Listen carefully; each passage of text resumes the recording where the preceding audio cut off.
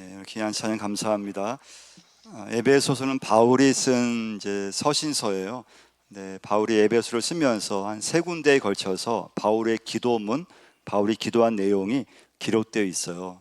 이제 에베소 1장에 나와 있고요. 또 에베소 6장에 나와 있고요. 오늘 본문이 에베소 3장에 바울의 기도문 나와 있어요. 바울의 기도의 오늘 본문의 내용은 한마디로 말하면 에베소 교회 교인들이 좀 믿음이 성장했으면 하는 기도를 하고 있는 거예요. 이 기도는 뭐 여러분도 하고 계시죠. 좀 내 믿음이 올 한 해 좀 더 성숙했으면, 또 내 믿음이 좀 자랐으면, 또 내 믿음뿐만 아니라 내 가족들, 내 자녀들의 믿음도 좀 이렇게 성장했으면, 내 배우자의 믿음도 좀 자랐으면, 또 구여 식구들의 믿음도 좀 더 자랐으면 하는 기도를 하잖아요. 그런 기도를 바울이 에베소서를 쓰면서 하고 있는 거예요. 첫 번째 이제 오늘 말씀이면서 기도 제목인데요, 16절을 한번 읽어보겠습니다.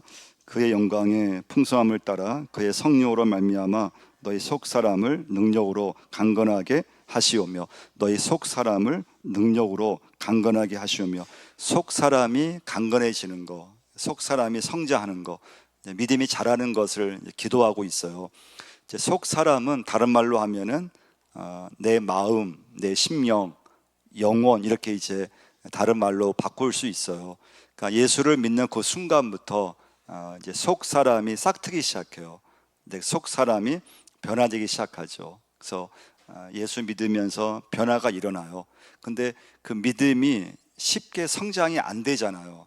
나 예수 믿고 있는데 내 신앙이 그 예수를 믿은 만큼 그렇게 막 성장이 될 것 같은데 믿음은 쉽게 성장이 안 돼요. 그 이유는 속 사람은, 예수를 내가 믿으면은 속 사람은 싹트기 시작하는데, 문제는 속 사람을 딱 감싸고 있는 겉 사람이 있는 거예요. 이 겉 사람은 예수 믿기 전에 어떤 뭐 옛날 사고 방식, 뭐 선입견, 내가 예수 믿기 전에 갖고 있는 인간의 생각들, 그런 모든 것은 다 겉사람이에요. 그러니까 예수를 믿지만 내 믿음이 속 사람의, 내 심령 속의 믿음이 이렇게 이제 싹트기 시작하잖아요. 근데 이게 이제 겉사람을 뚫고 나와야 돼요.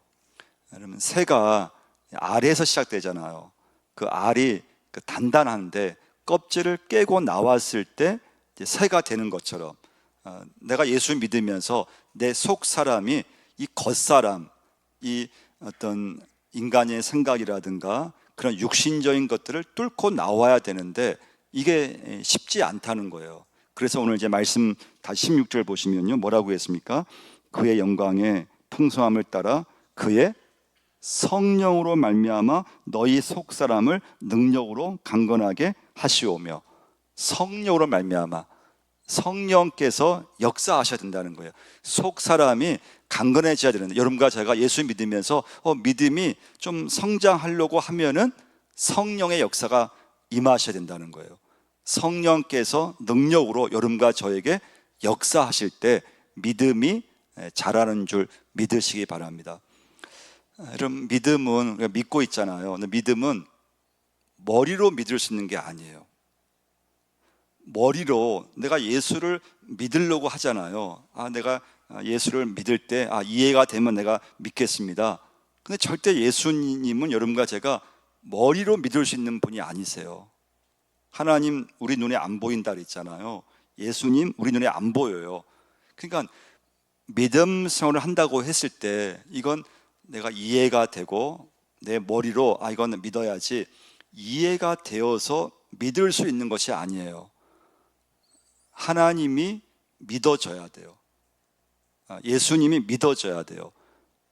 믿어지면서 성령께서 여러분과 저로 하여금 믿음 생활 중에 말씀을 들을 때 그 말씀이 깨달아지기 시작하고 그 말씀이 이해가 되면서 더 믿음이 좋아지게 되어 있어요. 그래서 여러분, 믿음 생활은 이렇게 머리로 하는 게 아니에요. 이해되어서 믿는 게 아니라는 거예요. 믿을 수 없는 사건이에요. 믿을 수 있는 게 아니에요. 그런데 성령께서 여러분과 저로 하여금 믿게 하시고 하나님이 믿어지게 하시고 성령께서 깨닫게 하셔서 내 속 사람이 점점 믿음으로 성장되고 자라는 줄 믿으시길 바랍니다. 두 번째 메시지는요, 17절을 한번 보시면 두 번째 바울의 기도 제목이에요. 17절 한번 읽어보겠습니다. 믿음으로 말미암아 그리스도께서 너희 마음에 계시게 하시옵고 너희가 사랑 가운데서 뿌리가 박히고 터가 굳어져서. 두 번째 기도 제목은요, 믿음으로 말미암아 그리스도께서 너희 마음에 계시게 하시옵고. 이 기도 제목이에요. 그리스도께서 여러분과 저의 마음에 계시기를 원한다는 기도 제목이에요. 여러분, 마음의 주인은 내가 아니라는 거예요. 근데 여러분 어떻습니까? 여러분 지금까지 예수 믿고 살아오셨는데 마음의 주인이 좀 나였잖아요. 내가 내 마음의 주인이었고 내가 어떤 마음의 생각대로 내가 주인이어서 내가 생각했고 내가 결정했고 내가 행동했고, 근데 오늘 이제 두 번째 메시지에서 근데 내 믿음이 성장이 되려면 마음의 주인이 내가 되면 안 된다는 거예요. 마음의 주인이 누가 돼야 된다고요? 예수 그리스도께서 내 마음에 계시게 하시옵고. 이 마음에 계신다는 이 말씀의 뜻은요, 단순히 예수님 제 마음에 오시옵소서, 예수님이 내 마음에 그냥 단순히 존재하는 그 정도가 아니에요. 예수님이 내 마음의 주인으로 모시는 것을 말씀하는 거예요. 그것이 내 마음에 예수님께서 계시옵고예요. 히브리서 12장 2절 말씀이에요. 믿음의 주요 또 온전하게 하시는 이인 예수를 바라보자. 믿음의 주라고 했어요. 이 말씀은 믿음의 시작이 주님이시라는 거예요. 내게 믿음을 주시는 분이 예수님이시라는 거예요. 믿음의 시작, 믿음의 출발이 예수 그리스도 주님이시라는 거예요. 자, 그래서 여러분과 제가 마음의 주인이 내가 되면은 우리 예수님을 평생 믿어도 믿음의 성장이 안 돼요. 믿음이 잘할 것 같잖아요. 근데 교회를 늘 들락날락하고 교회를 내가 다니고 봉사하고 하는데 내 마음의 주인이 주님이 아니고 내가 주인이면은 믿음이 안 자라요. 17절 끝에 보시면 뭐라고 했습니까? 너희가 사랑 가운데서 뿌리가 박히고 터가 굳어져서. 나무가 뿌리가 박히면 엄청난 열매를 맺게 되죠. 터가 굳어져서 건물을 지을 때 터가 깊이 기초를 닦으면, 깊이 땅을 파면 그만큼의 높은 건물을 지을 수 있잖아요. 근데 여러분과 제가 예수를 오래 믿었고 신앙생활을 오래 했어요. 내 당대뿐만 아니라 내 부모님 때부터 믿음 생활을 했어요. 할아버지 때부터 믿음 생활을 했다면 그 연조가 엄청난 이게 시간이잖아요. 그럼 그만큼의 내가 예수 믿으면서 내가 수십 년 예수를 믿었는데 그만큼의 내가 신앙의 열매를 맺고 있냐 이거예요. 내가 예수를 그만큼 오래 믿었는데 그만큼 내가 믿은 만큼 내 속 사람이 그렇게 이해심이 넓고 모든 사람들 내가 용서하려고 하고 그만큼의 마음을 갖고 있냐 이거예요. 근데 여러분, 우리가 사실 예수를 믿은 만큼 그만큼 열매를 맺기는 쉽지 않다는 거예요. 열매를 맺지 못할 뿐만 아니라 오래 예수 믿었지만은 그냥 쉽게 그냥 낙심이 오고 내 믿음이 흔들릴 정도의 그런 시험도 쉽게 온다는 거예요. 그 이유는 여러분과 제가 마음의 주인이 주님이 아니었기 때문에 그래요. 예수를 오래 믿었지만 여전히 내가 주인이었던 거예요. 마음의 주인도 내가 주인이었고, 예수 믿는다고 하지만 모든 결정을 함에 있어서 내가 결정했고, 내가 다 내 행동을 내 마음대로 했고, 그러면 여러분과 저에게 믿음 생활을 아무리 오래 해도 신앙 열매를 맺을 수 없어요. 신앙이 성장이 안 돼요. 베드로가 이제 어부 생활했잖아요. 베드로의 직업은 어부예요. 근데 베드로가 한 날은 고기를 잡으러 그물을 내렸는데 그날은 한 마리도 고기를 못 잡았어요. 그건 하나님이 일부러 이렇게 역사를 하신 거죠. 그날 베드로는 완전히 이렇게 좀 절망했어요. 그리고 실패를 경험한 거죠. 아니, 그물을 내렸으면은 몇 마리는 잡아야 되잖아요. 근데 하나님께서 진짜 그날은 한 마리도 못 잡게 한 거예요. 그날 베드로는 엄청난 실패를 경험하고, 근데 중요한 건 이때 베드로의 마음이 가난해졌다는 거예요. 마음이 가난해졌어요. 이런 마음이 가난하다고 하는 건 뭔가 하면요, 하나님이 아니면은 저는 한순간도 살 수 없습니다, 이런 마음을 갖고 있으면 그 마음은 가난한 마음이에요. 근데 그 마음이 왜 중요한가 하면요, 여러분과 저도 하나님 말씀을 내가 의지하고 하나님 말씀대로 살려고 하면은 마음이 가난해야 돼요. 마음이 가난하지 않으면 내가 아무리 예수님을 내가 믿는다고 하고 하나님을 위해서 산다고 하더라도 하나님 말씀이 들리지가 않아요. 여러분과 제가 이렇게 예수 믿고 말씀대로 산다고 하지만 예수 믿는 사람들 중에서도 말씀은 참 좋고 좋은 것이지만 하나님 말씀만 가지고는 이 험한 세상을 살 수 없다는 생각을 은연중에 가지고 있는 분들 꽤 있어요. 하나님 말씀이 아무리 은혜롭고 좋아도 하나님 말씀만으로는 이 세상을 살 수 없다는 거예요. 이 세상 살려면 믿음도 갖고 있어야 좋지만 뭔가 좀 하나님 말씀이 아니고 뭔가 다른 걸 내가 붙잡고 있고 다른 걸 내가 의지해야 이 세상을 살 수 있지, 믿음이 아무리 좋아도 믿음만 가지고 이 세상을 살 수 없을 거라고 하는 생각을 은연중에 갖고 있을 수 있다는 거예요. 그럼 여러분, 그런 마음을 갖고 있으면 하나님 말씀을 붙잡지 않아요. 하나님 말씀이 아닌 다른 것을 붙잡으려고 하고 다른 것을 의지하게 되고, 그리고 사람의 방법으로 이 세상을 살려고 하게 되어 있어요. 여러분과 저에게 중요한 건요, 살아가면서 순간순간마다 하나님 말씀이 생각이 나야 돼요. 어떤 결정함에 있어서 하나님 말씀이 생각이 나고 하나님 말씀을 의지해서 무엇이든 결정할 수 있으셔야 돼요.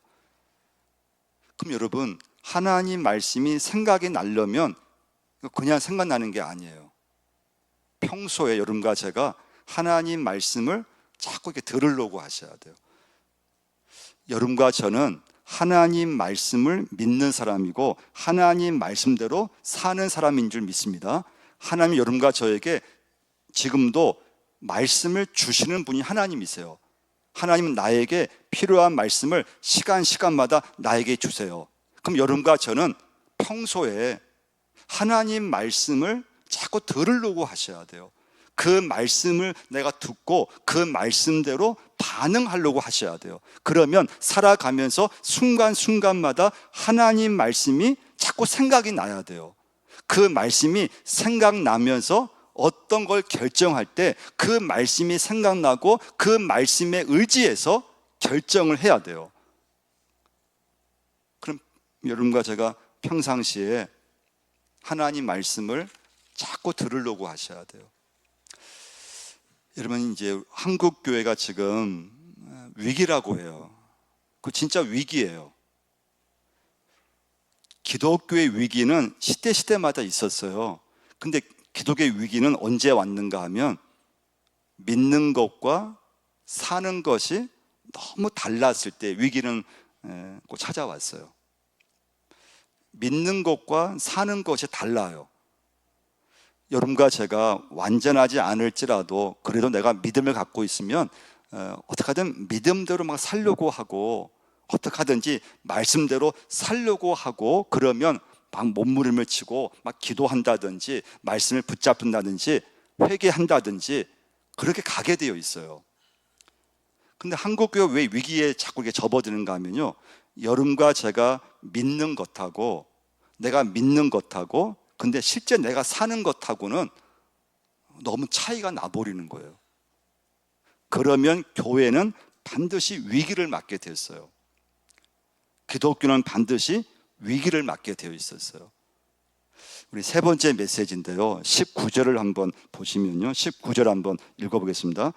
그 너비와 길이와 높이와 깊이가 어떠함을 깨달아 하나님의 모든 충만하신 것으로 너희에게 충만하게 하시기를 구하노라. 세 번째 바울의 기도는요, 하나님의 충만하심이 우리에게 그 충만이 넘치기를 기도하고 있는 거예요.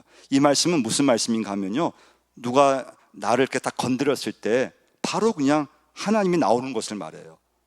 누가 나를 톡 건드리기만 해도 진짜 그 심령에서부터 주님이 나오고, 내 인생에서 어떤 문제가 일어나든지 어떤 그런 어려움이 왔을 때 그냥 주님을 찾고 그냥 그 사람 자체가 그냥 하나님으로 충만해 있다는 거예요. 그 누가 건드리기만 해도 그냥 주님이 바로 나오고 믿음이 바로 나오고 말씀이 바로 나오는 것을 말씀하는 거예요.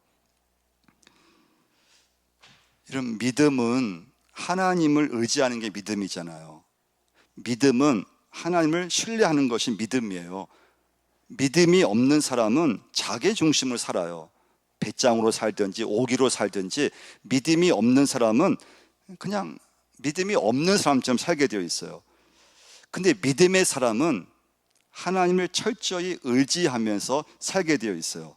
자, 이때 중요한 건 여러분과 저희 믿음에 있어서 믿음을 갖게 되면 믿음의 대상이 분명해야 돼요. 믿음의 대상. 여러분과 저는 하나님을 믿고 있어요. 여러분과 저는 예수 그리스도를 믿고 있는 사람이에요.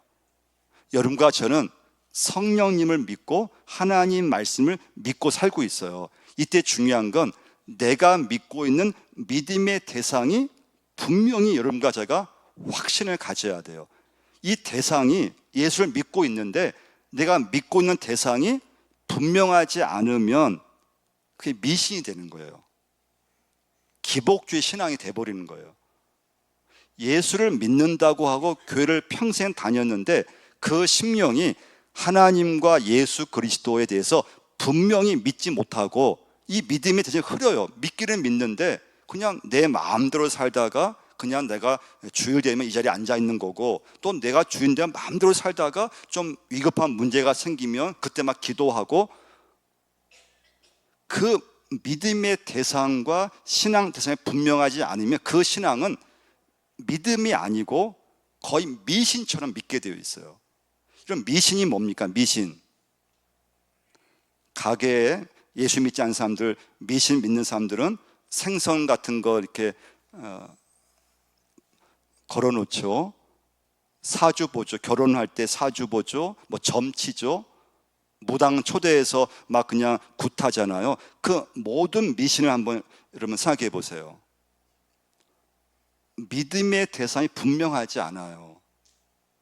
뭘 믿고는 있는 것 같은데, 미신이라고 하는 게 믿고는 있는데 이게 뭐 생선 대가를 믿지 않나, 사주를 보지 않나, 사람의 그런 어떤 그 행복을, 그런 결혼을, 이사하는 날짜를 이렇게 점을 치지를 않나? 이분들이 뭘 믿고 있는지 여러분 분명하지 않아요. 근데 예수를 믿어도 내가 믿고 있는 예수님, 하나님, 성령님, 거기에 대해서 분명한 확신이 없잖아요. 그럼 평생 예수를 믿어도 그 신앙이 늘 그 자리예요. 그 이유는 여러분과 제가 예수를 믿지만 내 마음의 주인이 주님이 아니고 하나님을 내 인생에서 가장 귀하게 여기고 믿는다고 하지만 실제 삶에 있어서는 그 믿음대로 살지를 못하는 거예요. 믿는 것과 사는 게 너무 달라요. 그럼 여러분과 저에게 우리의 믿음도 위기가 오고 우리 교회도 위기가 오게 되어 있어요. 그러니까 이런 믿음은, 여러분과 저의 믿음은 하나님과의 관계에서 믿을수록 그 관계는 가까워지게 되어 있어요. 근데 그것이 그냥 무조건 그냥 믿는 것이 아니고, 하나님은 내가 가까이 모신다면, 믿는다면, 그 하나님이 소중하다면, 그 하나님이 내게 주시는 말씀이 있는데 그 하나님 말씀, 하나님이 내게 내 인생에서 가장 소중히 내가 믿고 있다면 내 생활 속에서 하나님과의 만남의 시간을 가져야 된다는 거예요. 여러분과 저에게 주님이 그만큼 소중하다면, 내가 믿고 있는 그 하나님이 내 인생에서 가장 중요하게 믿고 있다면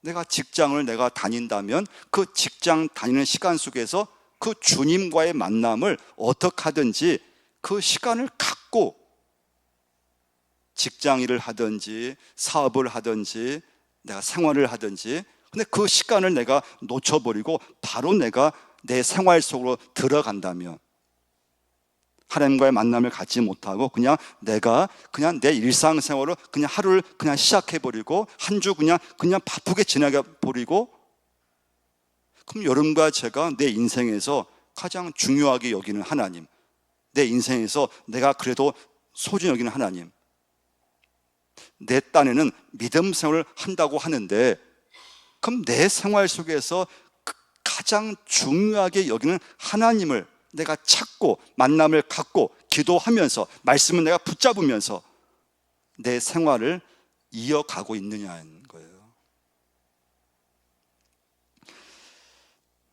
연애하는 사람들을 우리가 보면은 아무리 바빠도 내가 좋아하는 남자친구, 내가 좋아하는 여자친구, 그 A를 어떻게 하든지 만날 시간을 언제든지 준비하고 있죠. 언제든지 상대방이 만나자고 하면은 어떻게든 시간을 내서 만나게 되어 있어요. 그러니까 우선순위의 문제죠. 그러니까 여러분과 제가 오늘 이제 적용할 건 뭔가 하면요, 내가 믿는 것과 사는 것이 너무 다르면 안 된다는 거예요. 여러분과 제가 하나님을 이렇게 믿고 있다면, 예수님 내가 믿고 있다면 내 생활 속에서 내 하루를 시작할 때 내 일상생활에서 하나님의 말씀을 내가 붙잡든지 그 말씀을 내가 의지하든지 그 만남의 시간을 가지려고 애를 써야 된다는 거예요. 몸부림을 치셔야 돼요.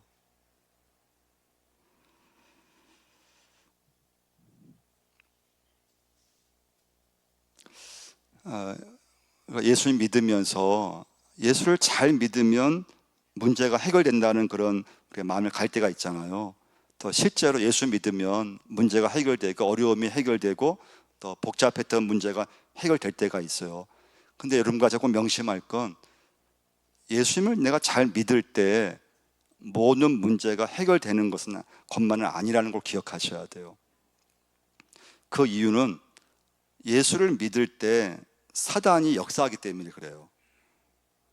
예수 믿는 사람이 잘 되는 것을 사단은 절대 보기 싫어해요. 내가 예수 믿고 내 영혼이 잘 되고 내 믿음이 성장되고 예수 믿으면서 기도할 때 막 응답이 되고 어려움이 막 해결되고, 그럼 얼마나 좋을까요?